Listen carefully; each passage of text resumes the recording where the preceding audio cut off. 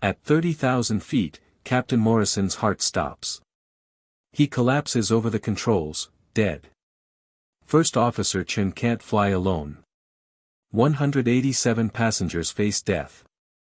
But in seat 12C sits a stranger nobody noticed, a former Marine combat pilot who's about to save them all.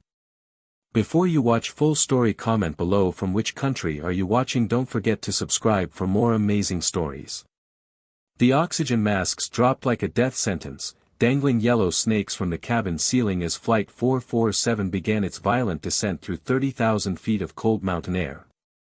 But this nightmare had started 17 minutes earlier, when nobody on board suspected that the woman in seat 12C possessed the only skills that could keep them all from becoming another aviation disaster statistic.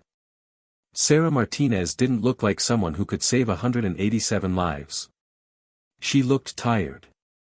The kind of tired that comes from too many sleepless nights replaying memories you can't shut off, the kind that settles into your bones after you've watched friends die in cockpits half a world away.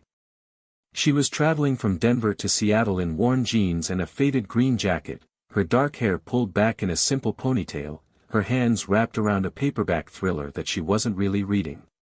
Just another passenger on just another Tuesday morning flight, staring out the window at clouds that looked like cotton candy from this height, thinking about absolutely nothing important.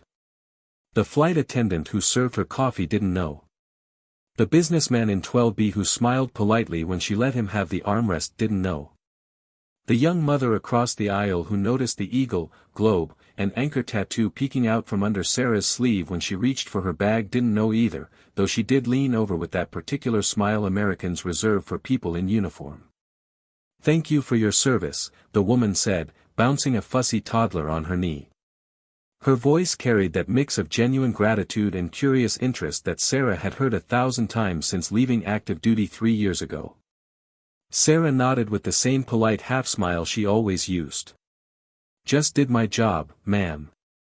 "Were you deployed overseas?" the woman asked, and Sarah could see her trying to figure it out, trying to place this quiet 32-year-old woman into whatever mental box she kept for female Marines. Probably thinking admin work, maybe logistics, possibly even infantry now that combat roles had opened up to women. "Afghanistan.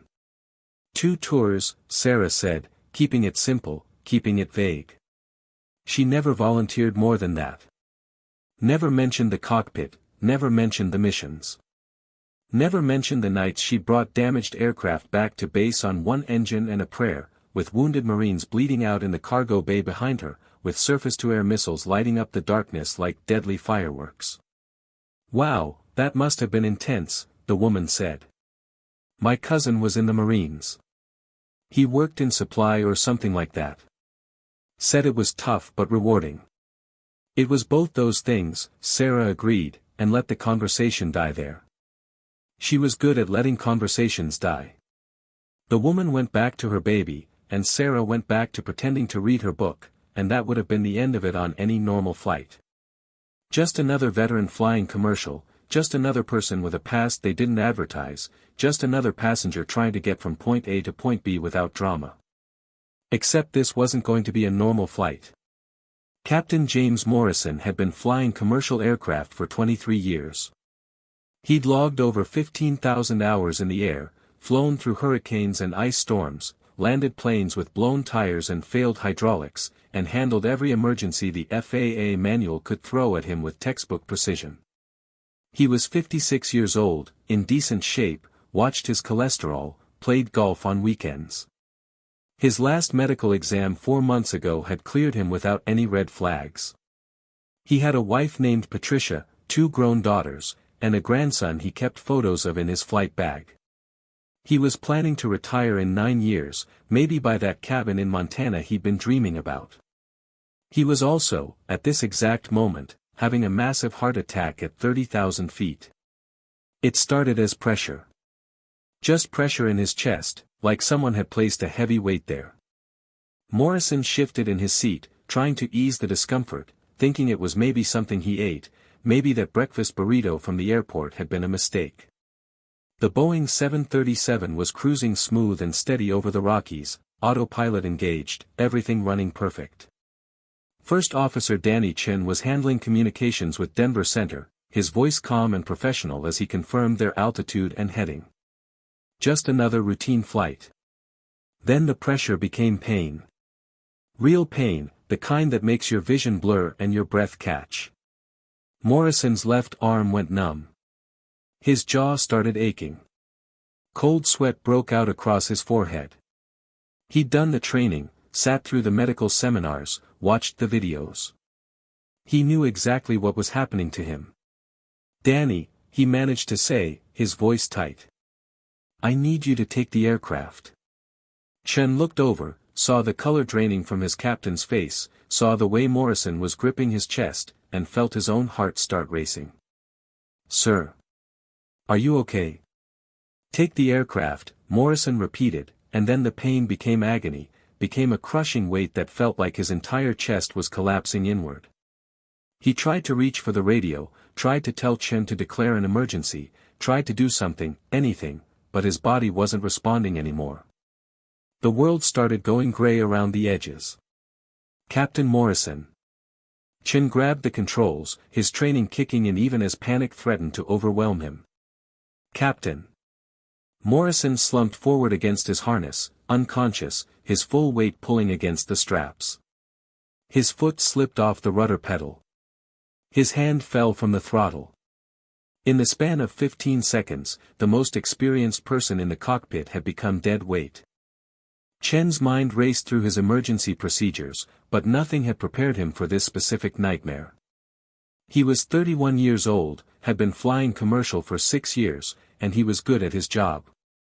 But he wasn't ready to be the only conscious pilot on an aircraft with 187 souls on board while his captain was dying in the seat next to him.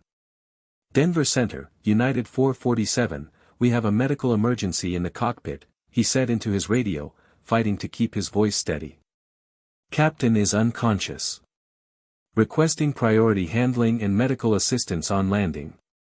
The response came back calm and professional, exactly the way air traffic control was trained to handle emergencies. "United 447, Denver Center, Roger. What are your intentions?" What were his intentions? Chen's mind spun. He needed to get Morrison help. He needed to keep the plane flying.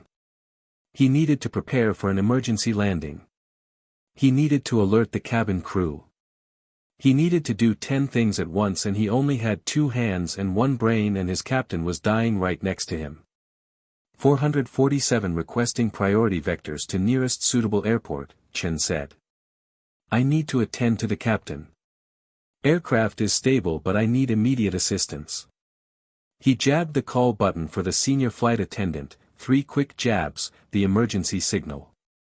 Then he reached over to check Morrison's pulse, his hands shaking. It was there but it was wrong, irregular, weak. Morrison's lips were turning blue. This wasn't just a heart attack. This was catastrophic. The cockpit door burst open and Linda Hayes, the senior flight attendant with 20 years of experience and a face that had seen everything, took one look at the situation and understood immediately. "Medical emergency?" "Heart attack, I think," Chen said. "I need help. I can't fly and treat him at the same time."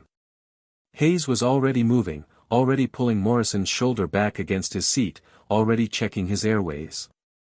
"We have a doctor on board. I'll get her up here. You fly the plane." But it wasn't that simple. It couldn't be that simple. Because Morrison was still strapped into his seat, still leaning against the controls, and Chen couldn't fly properly with a dying man next to him taking up space and potentially interfering with the instruments. He needed to move him. He needed to get him out of that seat. But the cockpit was tiny and Morrison was a big man and Chen couldn't leave the controls unmanned. "I need another pilot," Chen said, and he heard the edge of desperation creeping into his voice. "Linda, I need you to make an announcement. Ask if there are any pilots on board. Any pilots at all.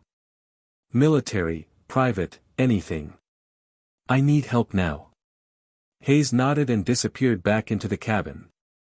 Chen heard her voice come over the PA system, trying to sound calm but not quite managing it. Ladies and gentlemen, we're experiencing a medical emergency in the cockpit. If there are any pilots on board, any type of pilot, please identify yourselves to a flight attendant immediately. This is an emergency situation. In seat 12C, Sarah Martinez's head snapped up. Her body went still. That particular stillness that comes before action, before violence, before the moment when training takes over and everything else falls away. The businessman next to her was already panicking, his face going white. Did she just say the pilots need help? Did she just say that? Sarah was already unbuckling her seatbelt. Already standing. Already moving toward the front of the cabin with the same decisive speed she'd used when scrambling to her aircraft during alert launches, when every second counted, when lives depended on reaction time. A flight attendant saw her coming and moved to intercept. "Ma'am, I need you to return to your seat and fasten your seatbelt." "I'm a pilot," Sarah said. Her voice was flat, hard, carrying a tone of command that made the flight attendant step back instinctively. "Marine Corps. I can help. Get me to the cockpit now." The flight attendant's eyes went wide. She'd been expecting maybe a private pilot, maybe someone with a few hundred hours in a Cessna who could provide moral support. She hadn't been expecting this. "You're military." "I flew Ospreys in Afghanistan," Sarah said, already pushing past her. V-22s. Combat zones. "I've done emergency landings under fire. I can handle this. Move." She didn't wait for permission. She was already at the cockpit door, already seeing Linda Hayes's face appear in the small window, already being pulled inside by hands that didn't care about protocol anymore because protocol had just been thrown out at 30,000 feet. The cockpit was chaos. Captain Morrison was slumped in his harness, his skin gray, his breathing shallow and rattling. First Officer Chen was flying with one hand and trying to coordinate an emergency descent with the other, sweat pouring down his face, his eyes wild with stress. The instruments were all screaming for attention, alarms beeping, lights flashing, and the smell of fear was thick in the recycled air. "Who are you?" Chen demanded, not looking away from his instruments. "Martinez. Marine Corps Aviator. 8 years active duty, 2,000 hours in V-22s, multiple combat deployments." Sarah's voice was pure military efficiency as she assessed the situation with eyes that had seen worse. Much worse. "What do you need?" Chen looked at her then, really looked, and saw something in her face that made him want to cry with relief. He saw competence. He saw experience. He saw someone who wasn't panicking, wasn't freezing, wasn't falling apart. "I need to move him," Chen said, nodding toward Morrison. "I need to work this emergency, but I can't leave the controls and I can't fly with him like this. Can you take the aircraft?" Sarah was already sliding into the observer seat behind Chen, already scanning the instrument panel, already orienting herself. The Boeing 737 was different from anything she'd flown in the Marines, but the basics were the same. Altitude, airspeed, heading, attitude. Find your references, trust your instruments, fly the aircraft. "I've got the aircraft," she said, and her hands found the controls like they'd never left. "You handle your captain. I'll fly." Chen hesitated for just a second, because this wasn't procedure, this wasn't protocol, this was insane. He was about to hand control of a commercial airliner to a complete stranger, to someone he'd never flown with, to someone who'd never touched a 737 before in her life. But his captain was dying and they were at 30,000 feet and sometimes protocol had to take a back seat to survival. "You have the aircraft," Chen said, and released the controls. Sarah felt the weight of the aircraft transfer to her hands, felt the subtle resistance of the control column, felt the way the plane responded to her input. It was different from the Osprey, lighter, more responsive, but it was still an aircraft and aircraft all spoke the same language. She made a small correction, trimmed the elevator, checked her airspeed and altitude. "Aircraft is stable," she announced. "You've got Denver Center on frequency?" "Affirmative," Chen said. He was already unbuckling Morrison, already calling for the flight attendants to help, already working the problem with hands that had stopped shaking now that someone else was flying. They've cleared us to 12,000. We need to start descent. Starting descent, Sarah confirmed. She pulled the throttles back smoothly, felt the engines respond, adjusted her pitch. The Boeing began dropping, steady and controlled, exactly the way it was supposed to. Rate of descent 1,500 feet per minute. We're going to need more than that if he's critical. Emergency descent? Chen asked, and there was real fear in his voice because emergency descents were violent, aggressive maneuvers that would terrify every passenger on board. Sarah had done emergency descents in combat with rounds punching through her fuselage and alarms screaming in her ears. She'd dropped Ospreys out of the sky like stones to avoid missiles, had pulled up at the last possible second with landing gear barely clearing rooftops. This would be controlled by comparison. Not yet, she said. Let me know if his condition deteriorates. Otherwise we do this smooth. No point traumatizing everyone if we don't have to. They were getting Morrison out of his seat now, Linda Hayes and another flight attendant pulling him back while a woman in business casual pressed 2 fingers to his neck and shook her head. The doctor. Sarah recognized the look on her face, had seen that same expression on combat medics when they knew someone wasn't going to make it. He's in cardiac arrest, the doctor said. We need to start CPR immediately. Do we have an AED on board? Galley, left side, Hayes said, already moving. The cockpit was getting crowded, too many people in too small a space, but they managed to drag Morrison back enough that Chen could reclaim his seat, could get back to his instruments, could start being a first officer again instead of a trauma surgeon. I'm back on instruments, Chen said, sliding into his captain's seat. It was still warm. He tried not to think about that. You okay with the controls? I'm fine, Sarah said, and she was. Her hands were steady on the yoke, her eyes scanning the panel with the methodical precision that had been drilled into her over thousands of hours. Airspeed good. Altitude decreasing as planned. Heading steady, weather radar clear. Everything was under control except for the dying man being dragged out of the cockpit. United 447, Denver Center, confirm you're descending to 12,000? Chen grabbed his radio. Affirmative, Denver Center. We've had to move the incapacitated pilot. We have another pilot assisting. Former military aviator. There was a pause on the other end, and Sarah could imagine the air traffic controller's face, could imagine them processing this information, could imagine them alerting their supervisor that a commercial flight was being partially flown by someone who'd never been in a 737 cockpit before today. United 447, understood. Are you declaring an emergency? Affirmative, declaring emergency, Chen said. Captain in cardiac arrest, receiving medical treatment.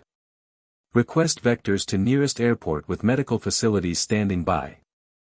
447, Roger. Denver International is your nearest suitable. Turn left heading 270, descend and maintain 10,000. Emergency equipment will be standing by. Sarah executed the turn, smooth and precise, feeling the aircraft bank gently under her control. The altimeter unwound through 25,000 feet. They were coming down. They were going to make it. As long as nothing else went wrong.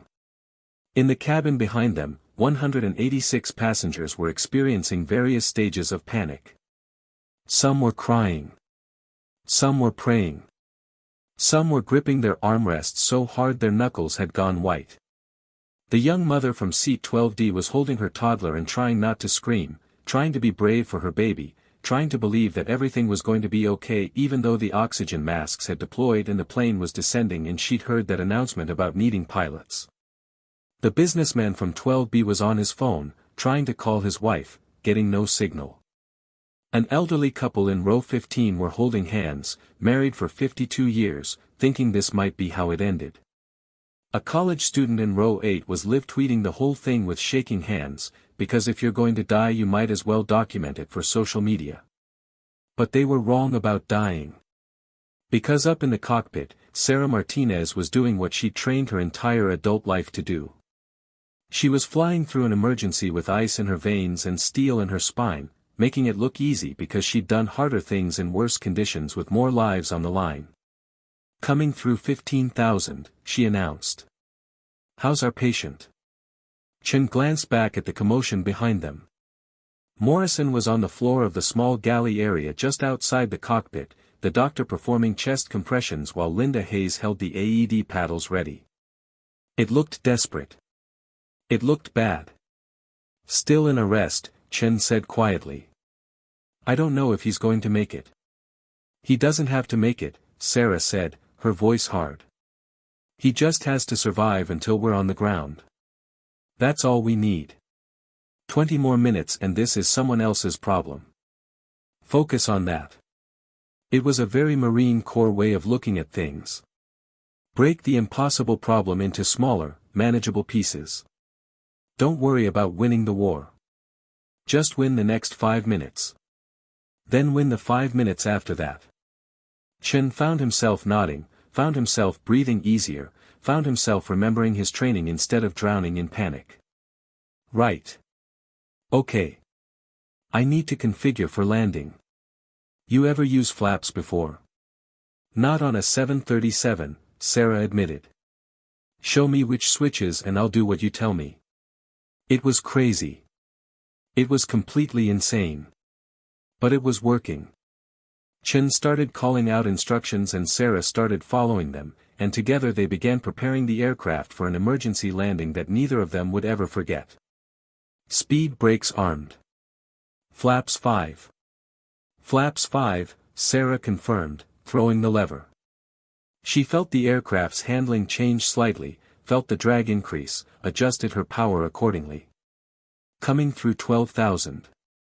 We need to level off." Sarah pulled back on the yoke, trimmed the aircraft, watched the vertical speed indicator swing to 0. "Level at 12,000. United 447, Denver Center, reduce speed to 250 knots. You're number 1 for landing, runway 34 right. Wind 340 at 12 knots. Altimeter 3012. Chen read back the information while Sarah adjusted their speed. The airport was coming up on their navigation display, a glowing symbol that represented safety, that represented the end of this nightmare. 30 miles. 25.20. "I need you to walk me through the approach," Sarah said. "I've done combat landings but never on a bird this big. What are your speeds?" Chen pulled out his approach plate with shaking hands. "Finals approach speed will be about 140 knots depending on weight. We're heavy, so probably 145. Glide slope is 3 degrees. Standard ILS approach." Sarah had flown ILS approaches, had landed in zero visibility using nothing but instruments and faith. She could do this. "Okay. You call the configurations, I'll fly. When we get close, you take the landing. I'll handle throttles and backup." It was a good plan. It split the workload, leveraged both their skills, gave them redundancy. But it depended on them working together like a crew that had trained for years, not two strangers who'd met 15 minutes ago during the worst day of their lives.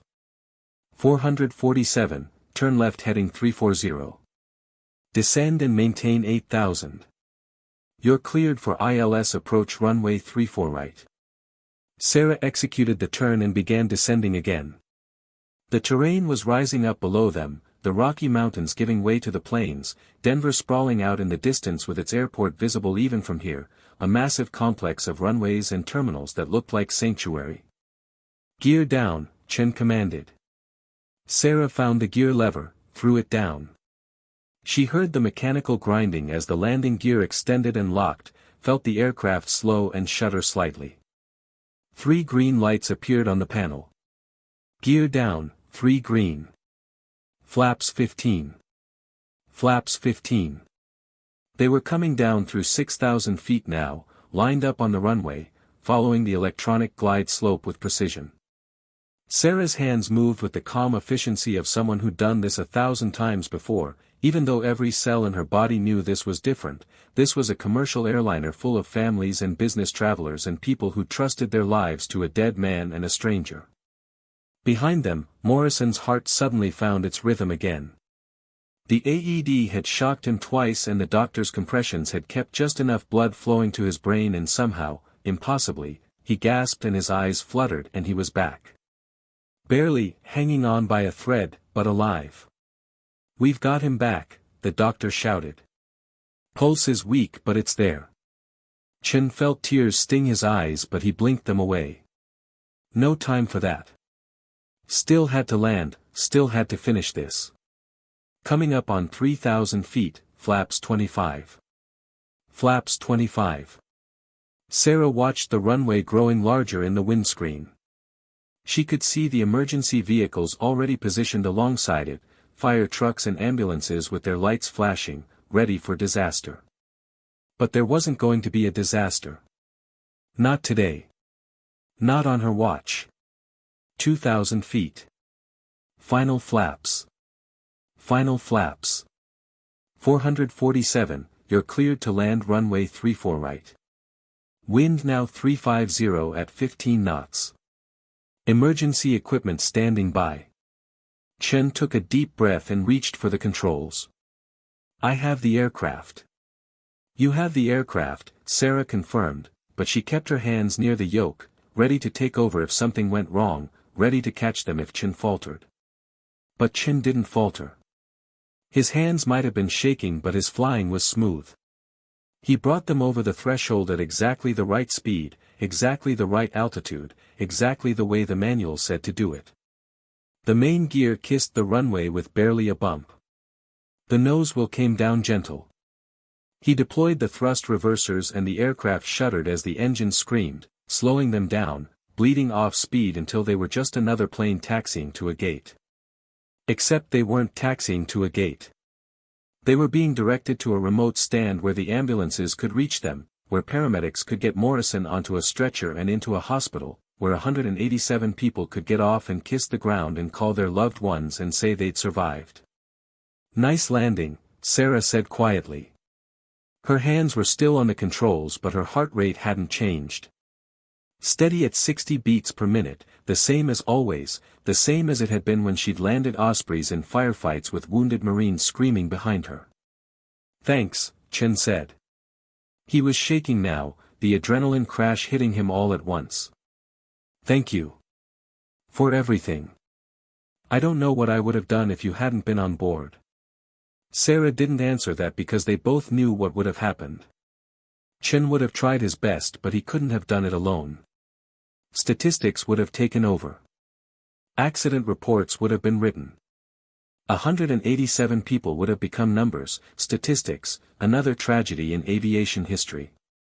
Instead, they were alive. The paramedics took Morrison first, rushing him away with oxygen and 4 lines and urgent radio calls to the trauma center. The doctor who'd kept him alive went with them, her business casual clothes soaked with sweat and someone else's blood. Then came the passengers, filing off in shocked silence, most of them still not understanding exactly what had happened, just knowing they'd survived something terrible. The young mother stopped as she passed the cockpit, her toddler asleep on her shoulder now, exhausted from crying. She looked at Sarah with tears streaming down her face. "Thank you," she whispered. "Thank you for your service. For all of it."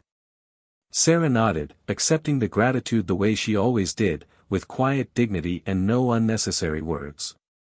The woman moved on, and more passengers came, and some thanked her and some were too shocked to speak and some didn't even know who she was or what she'd done. The FAA would want statements. There would be investigations, interviews, paperwork that would take months to sort through.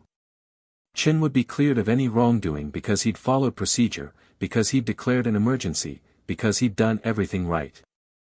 Sarah would be questioned extensively about her qualifications, her decision to enter the cockpit, her actions at the controls. But all of that was later. Right now, They were just sitting in the cockpit of a Boeing 737 on the ground in Denver, two pilots who'd kept an aircraft flying when everything went wrong, two people who'd met as strangers and saved each other's lives. "What were you flying again?" Chen asked. V-22s. Ospreys, yeah, Sarah confirmed. She was finally unbuckling, finally standing, finally letting the tension drain out of her shoulders. Tilt-rotor aircraft, part helicopter, part airplane, all chaos. Combat zones. Afghanistan mostly, some Iraq. We did insertion and extraction, mostly. Drop Marines where they needed to go, pick them up when they needed to leave. Sometimes we took fire. Sometimes we brought back wounded. Sometimes things went wrong and we had to figure it out on the fly. She paused. No pun intended. Chen laughed, slightly hysterical. You must think this was pretty routine compared to that.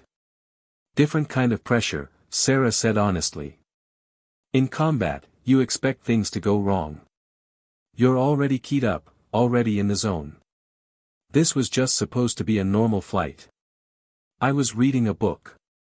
Thinking about coffee. Then suddenly I'm flying a 737. I'm really glad you were on board, Chen said. And I'm really glad you were a Marine. Sarah picked up her jacket from where she dropped it on the observer seat. The eagle, globe, and anchor tattoo on her forearm caught the light.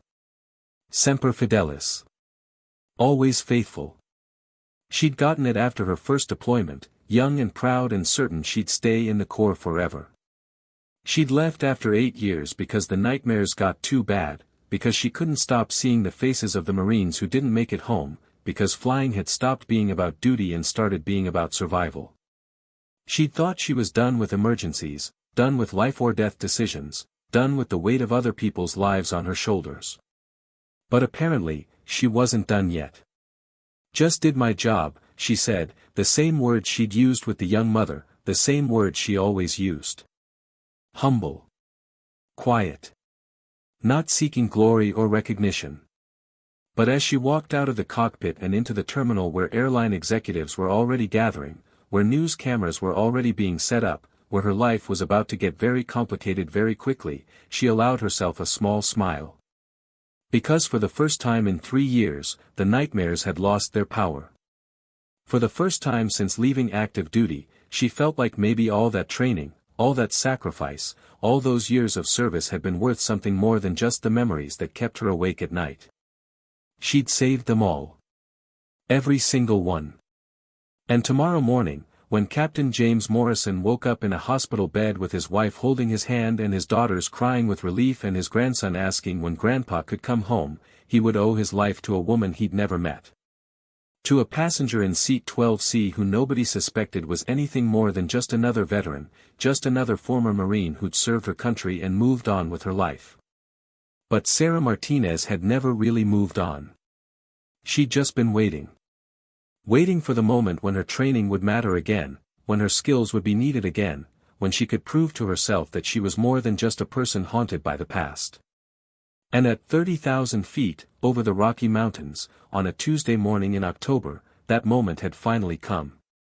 The businessman from seat 12B found her in the terminal, looking shell-shocked and grateful. "I just heard what you did," he said. "I had no idea. I mean, you seemed nice but I never thought, you were just reading a book." "I'm usually just reading a book," Sarah said.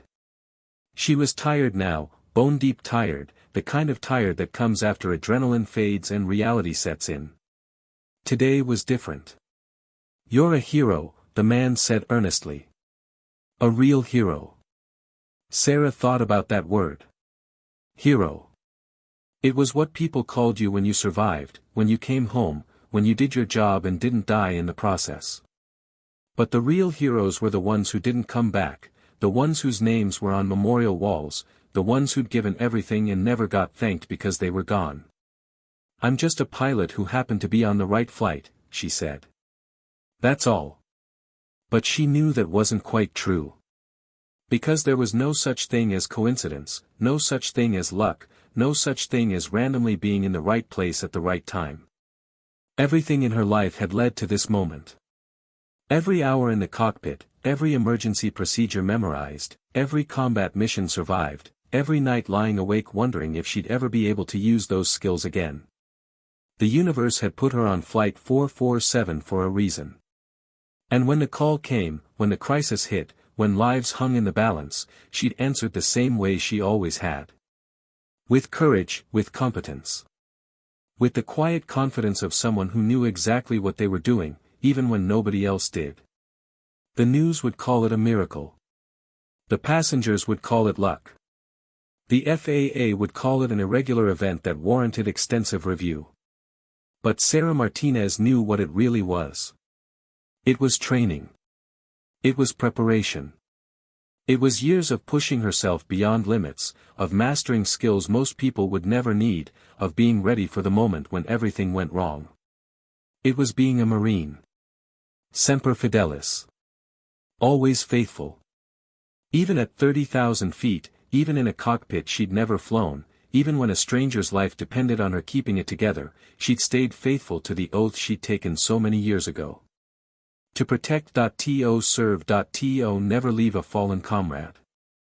Captain Morrison wasn't a comrade, wasn't a brother Marine, wasn't even someone she'd ever met. But he was a pilot who needed help. And in the end, that was all that mattered. Sarah walked out of the terminal into the cold Denver afternoon, pulling her jacket tight against the wind. Somewhere behind her, investigators were already reviewing flight data, journalists were already writing headlines, and airline executives were already calculating liability and public relations strategies. But she was done. She'd done her part. She'd grabbed the controls when nobody else could, had flown the aircraft when flying was needed, had saved them all when saving was still possible. Tomorrow, she'd give her statement. Tomorrow, she'd answer their questions. Tomorrow, she'd deal with whatever came next. But today, right now, in this moment, she was just Sarah Martinez again. Just another veteran, just another former Marine. Just another person who'd served her country and done her duty and never asked for anything in return. The way it had always been. The way it would always be. Because some things never change, even when everything else does. And some people never stop serving, even after they've taken off the uniform. Sarah Martinez was one of those people. And Flight 447 would never forget it.